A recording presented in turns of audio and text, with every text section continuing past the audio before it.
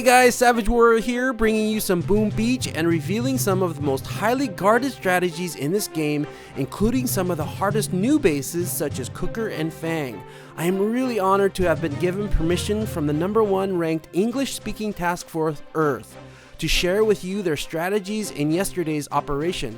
You know, I was really impressed by the leaders and officers who felt that sharing their strategies was a good way for everyone to enjoy this game. Earth has been around for more than a year, and according to some of their oldest members, this was the hardest operation they have ever faced, and as of yesterday, maintaining exactly a 3-month winning streak and 9 days away from achieving that #1 rank at 3,200 victory points. We completed this operation by the skin of our teeth with 44 attacks and within the last remaining hour. On this base, we simply rushed the core with 4 necessary shocks. At massive attack, 4 shocks is basically the standard and sometimes requires as many as 6. The first person in also has to clear mines, so RL Slayer does a great job of getting up there with enough gunboat energy to take out over half the core's health. Here's my attack, and I attempt to stretch those smokes to conserve gunboat energy, but towards the top, there's a small space between the 2 flamethrowers, and it always pays to play the conservative side and make sure you cover this dangerous area. With the benefit of watching RL Slayer's previous attack, I already know my shock points and mimic his shocks, adding 2 sets of critters since I didn't have to clear mines like he did. This next base, we take out Manicore in 3 attacks. If not done carefully, this base can really eat up your task force's attacks. What makes this base challenging is the ring of rocket launchers as well as the nasty little laser blaster in direct line with the wall. So T4 NR1 brings a Scorcher and Zookas to open the space and clear a path. The trick here is getting the Scorchers ahead of the Zooka to act as a meat shield without allowing it to veer too far to the left and be taken out by the boom cannons. This can be really tricky, and with all those mortars, one mistake will vaporize your Zookas. What I thought took a lot of skill here is the timing of his critters. Remember, we have that laser blaster up on top, and if you throw critters between you and the laser blaster, it will bring all of your Zookas in direct line of fire. The next attacker, I'm not even going to try to pronounce his name, but he brings Scorchers and Zookas to the show, and with popcorn ready, we're going to watch as he quickly lays down a path of smokes to separate his troops. Then, flare to the core when in position. He also hits 5 targets with shocks and does huge amount of damage to the core, and keeping in mind this has only been the second attack on this base. The final attack by Knight in Blue is done with all Zookas. But what makes this attack so amazing is that the precise timing of the critters and the shocks, using 2 sets of critters and 4 shocks to take out this core. This is the most effective way to utilize that precious gunboat energy. Our next target was Chimera, which I believe starts to show up around Curtain Call. This base is really interesting as it was the base that got me interested in the Zooka walking path. This base offers a generous supply of free power cells, but the core is usually protected by mini rocket launchers. Son Goku opens this base, and his sole purpose is to take out those rocket launchers in the corner to clear a path. Without delay and leaving the power cells for the next guy, he takes out the shock launcher, throwing a few critters and a few shocks. Long Tran is one of our leading officers and strategists, and knowing he won't be able to finish this base, he shows the following attackers the odd walking path needed to get to the kill zone. Once there, he throws 6 shocks and just misses only 1 rocket launcher, proving how difficult this attack can be.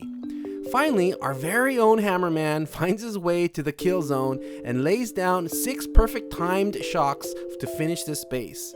One of our members made a joke and accused him of having 2 thumbs on each hand, but since this was the third base destroyed with only 8 attacks, we gave him well-deserved props. No matter what strategy you employ, Minotaur is always going to eat up your attacks. It has an insane amount of rocket launchers, and usually, most of them need to be taken out.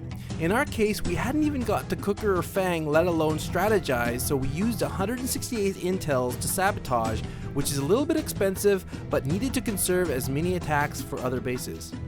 Lutone opens up this space for us using all Zookas to take out multiple targets. Using pretty much all of his gunboat abilities, he makes it up to the rocket launcher and uses the last bit of gunboat energy for critters and shock. Up next, Scummy still has a few mines to clear and makes a huge javelin throw all the way to the back and nestles into the middle of the 6 rocket launchers. To get 6 rocket launchers that are spaced out with one shock, you have to be really precise. One thing to keep in mind, at massive attack, the health of these rocket launchers are like taking out a HQ on a player base. The amount of health each one has on these bad boys is just crazy.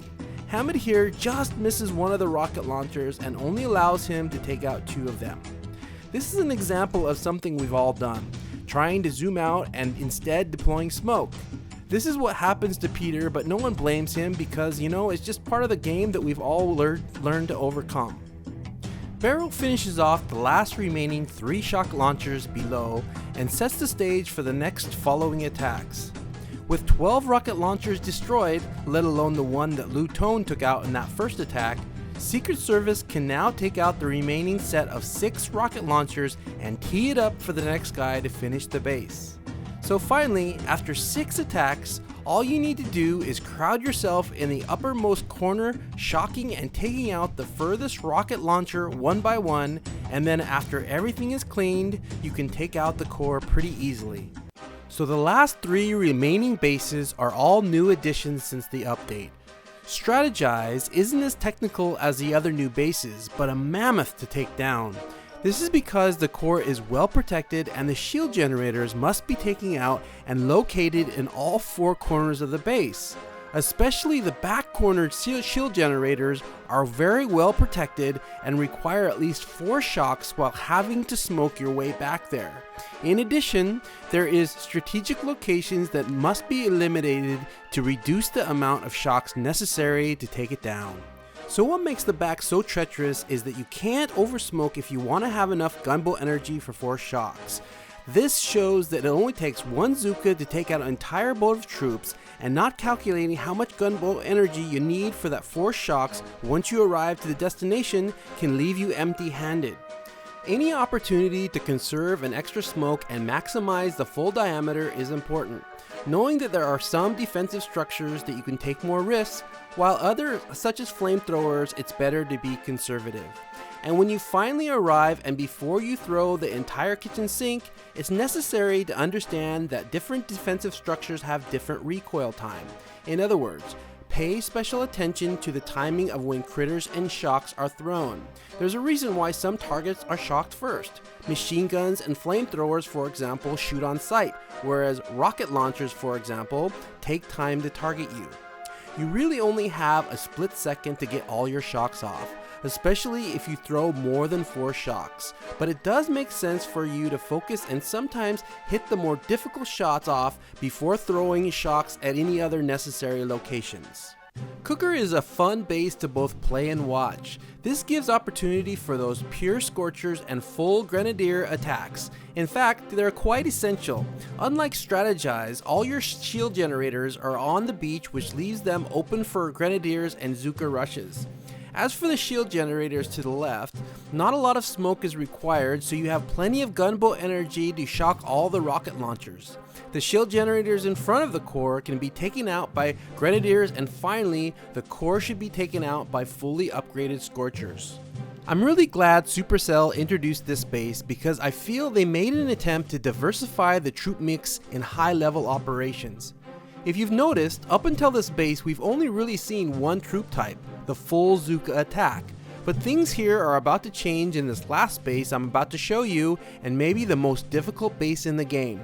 Fang seems to cause problems because the core is so tightly guarded with just about everything. There aren't any openings for Zukas to land within range, and the amount of shocks required just seems about impossible. I hope that someone out there can share a better tactic, but ours is simply to barrage and artillery, making a place to land. At the same time, mines need to be cleared to take out the shield generators, which is a whole different project in itself. Since the shield generators are so close to the core with defensive structures guarding it, it's equally a difficult task and requires a combination of both Zukas and heavies. Again, I'm really glad to see the introduction of a base like this because at higher levels past Curtain Call, the heavy Zuka combination becomes much less effective than pure Zukas. My problem is that until Massive Attack, literally I've only used heavies a handful of times, and smoking heavies with Zukas poses a little awkwardness, especially when rushing the core. The challenging part of rushing the core with heavy Zukas is that it usually requires 3 simultaneous smokes, and you must put your troops in the right range or the heavies will stand too close to the Zukas and the splash damage from the rocket launchers will kill everyone. In the final stages of destroying Fang and within the last hour of finishing this operation, our heavy hitters who play on a level higher than maybe we might consider pros in this game employ a very unique tactic, and it works. Smoking critters may be the last skill to learn because, like heavies, you must space them perfectly so that your Zukas do not die in splash damage. Smokes also have to be timed so that they expose the critters to attract rocket launchers to target them, yet not too early because they're only good for about 1 round. At this point, I have to give a huge shout out to my task force, Earth. It's been a place that I've always aspired to belong to because they're always trying to be better like me. They teach me things now that I never would have learned if it wasn't for their willingness to share their knowledge with me, and when I asked them if I could make this video, I was so surprised that they didn't even hesitate and felt that sharing these strategies and tactics would inspire others to someday join them. I hope everyone enjoyed this video, and until next time, Savage Warrior out.